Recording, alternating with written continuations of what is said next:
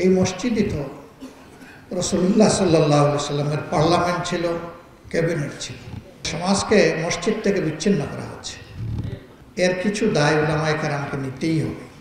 মসজিদে নববীকে আল্লাহ তাআলা তার বান্দা এবং তার রাসূলের মাধ্যমে সাল্লাল্লাহু আলাইহি ওয়াসাল্লাম সমাজ সংশোধন এবং বিশ্ব পরিচালনার মারকাজে পরিণত করেছে। কোটি কোটি মানুষের ভালোবাসায় ফ্রিজ, টিভি এবং এসিতে দেশের ১ নম্বর ব্র্যান্ড ওয়ালটন। সংশোধনের ব্যাপারে এখন কিছু বয়ান হয়, কিন্তু পরিচালনার ব্যাপারে এখান থেকে কোনো ভূমিকা রাখার পরিবেশ এখনো তৈরি হয়নি।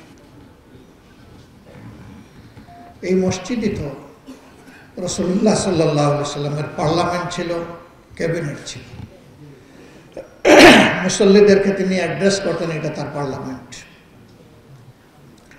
আহলে রায়কে নিয়ে পরামর্শ করতেন, এটা তার ক্যাবিনেট। এবং মসজিদে বসেই তিনি বিচার কার্য সমাধান করতেন। আলাদা কোনো কোর্ট আদালতের বিল্ডিং বা স্থাপনা ছিল না। এখন আমরা কি দেখি? এখন দেখি ইমাম সাহেব, খতিব সাহেব, ইমাম সাহেব নামাজ পড়াচ্ছেন, সবাই নামাজ পড়তেছে। খতিব সাহেব বয়ান দিচ্ছেন, সবাই শুনতেছে। কেউ আগে, কেউ পরে আসতেছে। কেউ দৌড়ে এসে কোনো সুরত ফরজে সামিল হচ্ছে। ইভেন 2টা খুতবা যে আগে শুনবে সেটাও অনেকে মিস করে ফেলে।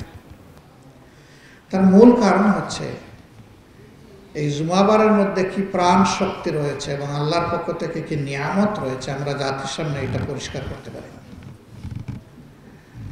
যাদের কাছে পরিষ্কার হয়েছে তারা আলহামদুলিল্লাহ তসল্লির সাথে আসেন, বসেন এবং মন ভরে সেখানে থাকেন, ইবাদত গুজারি করেন, তারপরে তারা যান।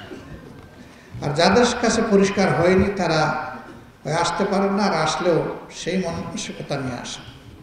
তবে এটা ঠিক যে এই দিন আমাদের দেশে মুসলমান হিসেবে যারাই পরিচিত ম্যাক্সিমাম কিন্তু এসে যান মসজিদে।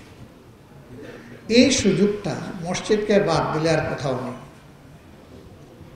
তো এইখানে দেশ পরিচালনার কথা হলে মানুষ বলে যে খতিব সাহেব রাজনৈতিক আলোচনা না করলে ভালো। আবার কোনো বিচার সালিশের প্রশ্ন আসলে বলে যে চলেন আমরা বাইরে চলে যাই, মসজিদের বারান্দায় গিয়ে বসি অথবা অন্য কোনো জায়গায় বসি। কেন? মসজিদের ভিতরে বসলে এটা আল্লাহর ঘর, ভয়ে কলজা কাঁপে। এখানে উল্টা পাল্টা বললে আল্লাহ ঘাড়ে ধরবেন। বাইরে গেলে মনে করে আল্লাহ বোধহয় ওখানে নাই, নাউজুবিল্লাহ। আল্লাহ তো বলতেছেন ওখানে আমি থাকবো না কেন? আমি তো আলিম বিজাতিস সুদূর, আমি তো তোমাদের অন্তরে বিচরণ করছি। সবগুলা অন্তরে তো আমি আছি, তোমাদের অন্তরের খবর আমি জানি, সেই ইলম আমার আছে।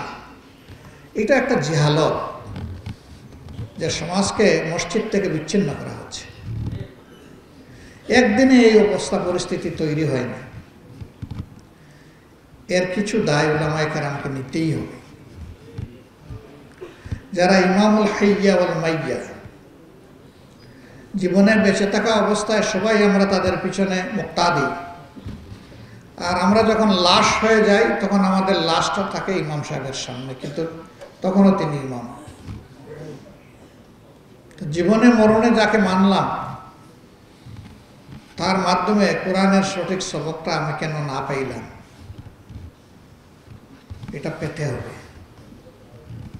হ্যাঁ, কোরআনের হুবহু তাফসির যদি কেউ করেন, এমনকি শুধু বাংলা অর্থটাও যদি কেউ বুঝিয়ে বলেন, আমি মনে করি হেদায়েতের জন্য এটি যথেষ্ট হবে ইনশাআল্লাহ।